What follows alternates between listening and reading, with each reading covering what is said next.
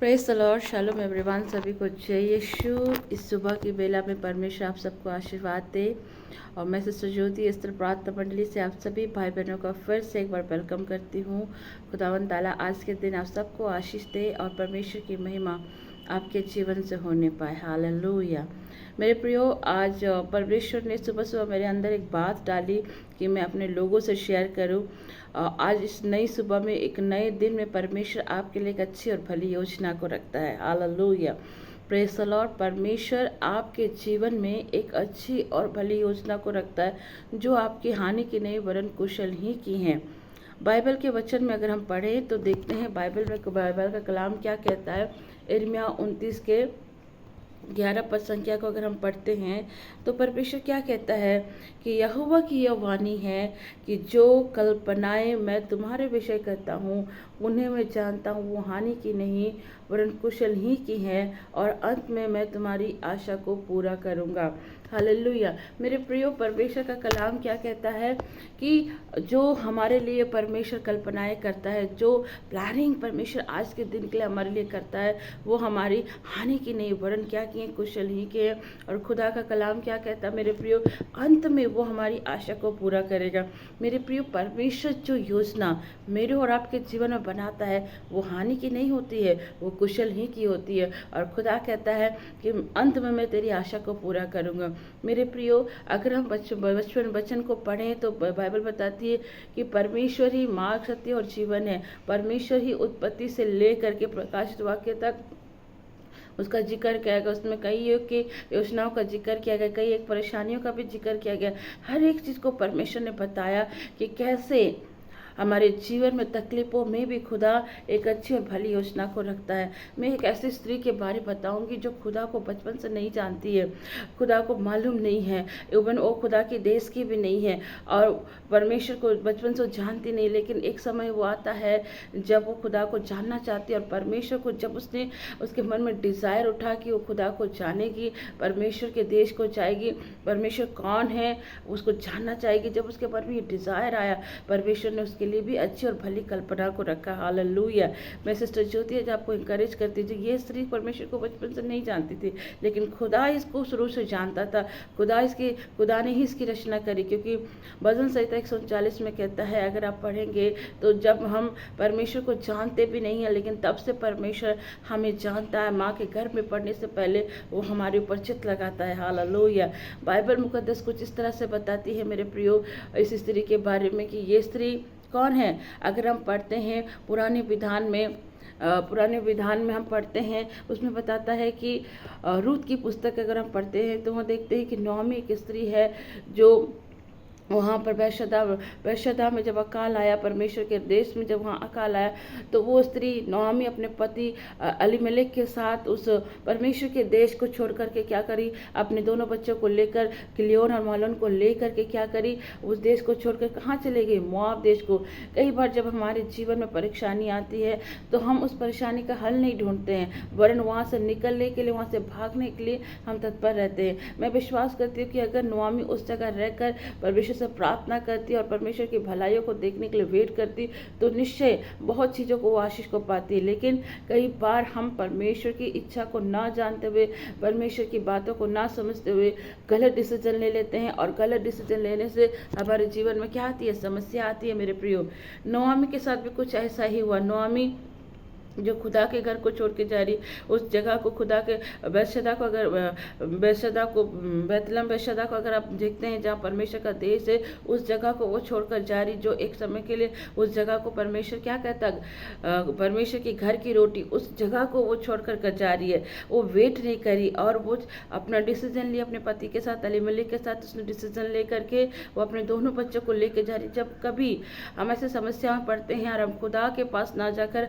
अपनी बुद्धि को लगाते हैं, हम बहुत सारी चीज़ों का नुकसान को भरते हैं। मेरे प्रियो, बहुत सारी तकलीफों को देखते हैं। और बाइबल कुछ इसी तरह बताती है कि नौमी जो वेट नहीं करी, परमेश्वर की प्लानिंग का वेट नहीं करी, परमेश्वर की बातों का वेट नहीं करी। अगर हम ध्यान दें तो वहाँ बताते कि नौमी ने सोचा ये अकाल है, कैसे इस अकाल से निकलेंगे, और उसने गलत डिसीजन ले लिया और वो कहाँ चलेगी, मोआब देश को। और बाइबल बताती मोआब क्या है, एक व्यभिचार का देश है। और जब वो मोआब को जाती है मेरे प्रियो, शुरू में से अच्छा लगा कि वहाँ जाकर रोटी मिलेगी। कई बार शैतान पे हम इस तरह का चीज़ दिखाता है कि वो चीज़ तुम्हारे लिए सही है, शुरू शुरू में अच्छा लगता है, लेकिन बाद में हमें इसे एक बड़ी कीमत चुकानी पड़ती है मेरे प्रियो। और कुछ ऐसा ही नोआमी के साथ हुआ। नोआमी अपने पति एलीमेलेक के साथ तो चली जाती है मोआब को, लेकिन बाइबल बताती है कुछ समय बीतने के बाद नोआमी के पति एलीमेलेक की मृत्यु हो जाती है और बाइबल बताती है वो अपने दोनों बेटों के साथ अकेले रह जाती है। देखिए, इसने गलती करी, खुदा के घर को छोड़ करके परमेश्वर के डिसीजन का उसने वेट नहीं किया। परमेश्वर जो उसके लिए एक योजना बना रहा था उसका उसने वेट नहीं किया, और बिना परमेश्वर के डिसीजन का, बिना प्रार्थना इंतजार का, समस्याओं को ना समझते हुए उसने गलत डिसीजन जब लेकर वो चली गई, तो बाइबल बताता है कि वहाँ पर उसके पति की मृत्यु हो गई। आप सोचो, एक घर का गार्जियन, अगर मेन गार्जियन जो घर को चलाता, अगर उसकी मृत्यु हो जाती तो उस घर में कितनी तकलीफ आती है, हर चीज़ों में तकलीफ आती है। बाइबल उस जगह पर बता रही कि उसको कितनी तकलीफ उसने अपने पति को खो दिया। और एक स्त्री के लिए कितना इंपॉर्टेंट रहता है कि उसका पति उसके जीवन के लिए कितना महत्वपूर्ण रखता है। और बाइबल बताती है कि उसने वहाँ पर जाकर अपने पति को खोया। मेरे प्रियो, हम जब गलत डिसीजन लेते हैं तो हमें नुकसान भरना पड़ता है, हमें नुकसान की भरपाई करनी पड़ती है। और कुछ ऐसा ही नोआमी ने किया। देखिए, पति मर गया, उसके बाद वो नहीं समझ पा रही है, और उसने क्या किया, अपने दोनों बेटों का विवाह मोआबिन से करा दी, मोआब के देश की लड़कियों से करा दी। और खुदा कभी नहीं चाहता है कि व्यभिचार के देश से वो अपने बेटों का विवाह करे, लेकिन एक गलती उसने ऑलरेडी करी कि वो खुदा के घर को छोड़ करके मोआब देश में चले गए, उसने अपने पति को खोया। और दूसरी गलती उसने क्या करी कि उसने अपने बेटों का विवाह मोआबिन से कर दी। उसके बड़े बेटा मलियोन और किलियोन दोनों बच्चों का विवाह उसने क्या किया, एक मोआबिन स्त्रियों से कर दिया, ओरपा और रूत से। बाइबल बताती है कि जब खुदा कभी भी नहीं चाहता कि हम अन्य मतलब जो खुदा को नहीं जानते हैं, खुदा की तामील नहीं करते, खुदा के साथ नहीं चलता, अन्य जातियों से, खुदा कभी नहीं चाहता है कि एक क्रिस्त परिवार, ये क्रिस्त जीवन जीने वाले व्यक्ति अन्य जाति से विवाह करें, जो खुदा को नहीं जानते हैं, जो खुदा के साथ नहीं चलते हैं। क्योंकि अगर आप ऐसा करते हैं, जो खुदा को नहीं जानते हैं, खुदा के अगेंस्ट चलते हैं, ऐसे लोगों से जब आप विवाह करते हैं तो आपके जीवन में भी श्राप आ जाता है। बाइबल बताती है कि आसमान हाल में जुए नहीं जोते जाते मेरे प्रियो।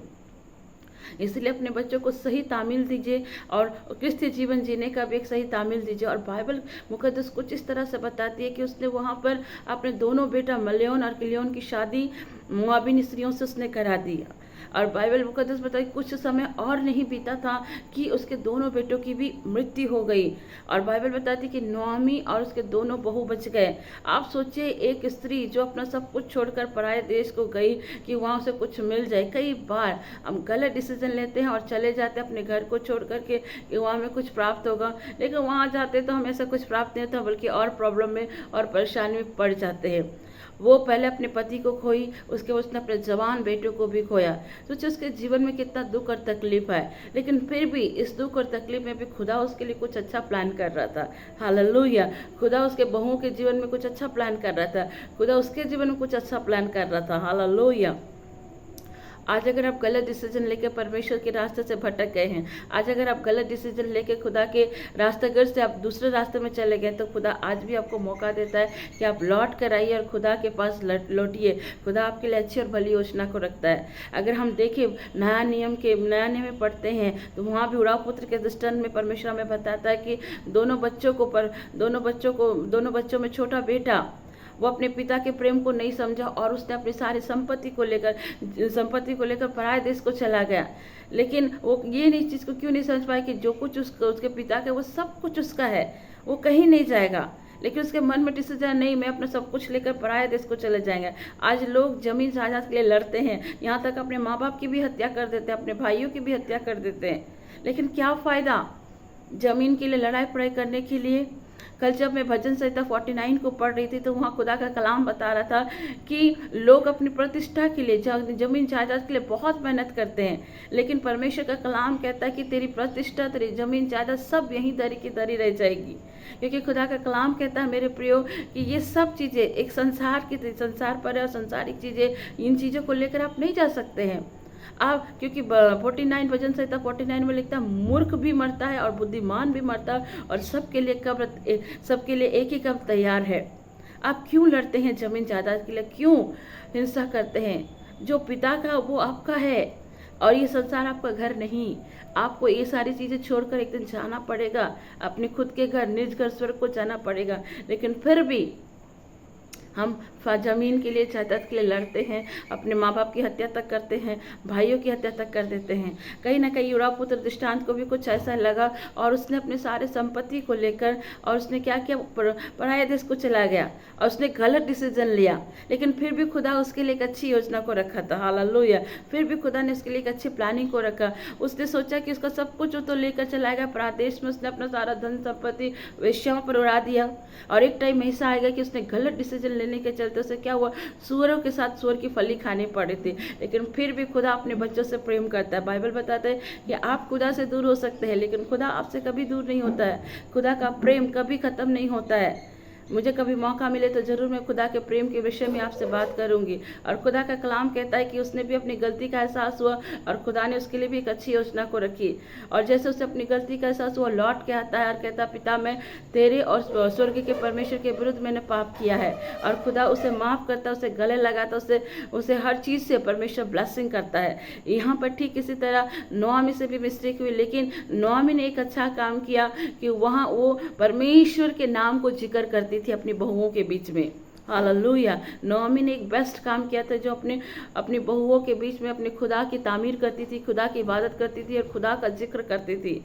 और बाइबल बताती है मेरे प्रियो, जब वो खुदा की तामीर करती थी, खुदा का जिक्र करती थी, खुदा की इबादत करती थी, तो उसकी छोटी बहू रूत वो खुदा को जानने के लिए इंटरेस्ट रखी और खुदा के बारे जानने के लिए वो नोआमी से बराबर पूछती भी थी। पर एक टाइम ऐसा आया, नोआमी ने कहा, मैं तो बूढ़ी हो गई हूँ, मैं और बच्चा जन नहीं सकती हूँ, तो तुम दोनों क्या करो। उसने रूत और ओरपा को बुलाकर कहता कि तुम अपने अपने घर में लौट जाओ, अपने अपने खानदान में लौट जाओ और अपने मनपसंद के लड़के से विवाह करो, क्योंकि मेरे कोख में और बच्चे जनने की शक्ति नहीं है। और यहाँ बाइबल बताती है कि ओरपा डिसीजन लेती है और अपने खानदान में, अपने घराने में लौट जाती है। लेकिन रूत ने ऐसा नहीं किया, क्योंकि वो रूत, मैंने आपको बोला ना, जो खुदा को बचपन से नहीं जानती थी, खुदा के बारे कुछ भी नहीं मालूम, खुदा की देश की भी नहीं है, लेकिन खुदा ने उसके लिए भी एक भली और अच्छी योजना को रखा।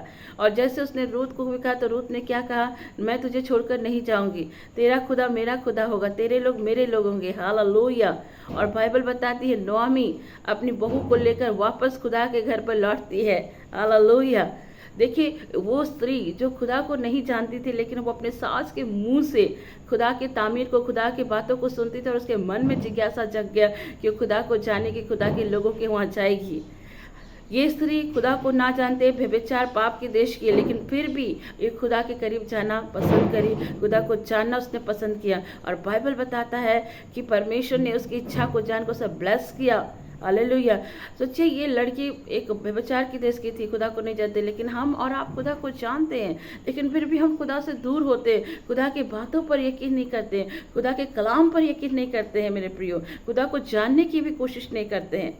आज हमें और आपको रूत से सीखने की आवश्यकता है, जो एक पराये देश की स्त्री है, पापिन देश की स्त्री है, लेकिन वो खुदा के बारे जानने के बाद खुदा को जानने का डिज़ायर रखी। और सच कहती हूँ, जब उसके मन में डिज़ायर है कि खुदा ने उसके लिए अच्छी और भली योजना को रखी, जब आप खुदा को जानने की चाहत रखोगे, खुदा के कलाम को पढ़ोगे, खुदा के कलाम की तामीर करोगे, खुदा आपके पास आएगा। क्योंकि कलाम पाक कहता है कि वो आपके करीब है, वो आपसे दूर नहीं है। आप खुदा को ढूंढो, खुदा आपको मिलेगा, वो आपको कलाम पाक से बात करेगा। और बाइबल बताती है कि परमेश्वर ने उसके लिए एक अच्छी और भली योजना को रखी। जब वो खुदा की बातों को जानने के लिए, खुदा को जानने के लिए उसने इच्छा जाहिर की। और सबसे बड़ी बात कि उसने अपने बूढ़ी सास को नहीं छोड़ा। आज परिवार में देखिए, सास ससुर की इज्जत नहीं होती, माँ बाप की इज्जत नहीं होती है।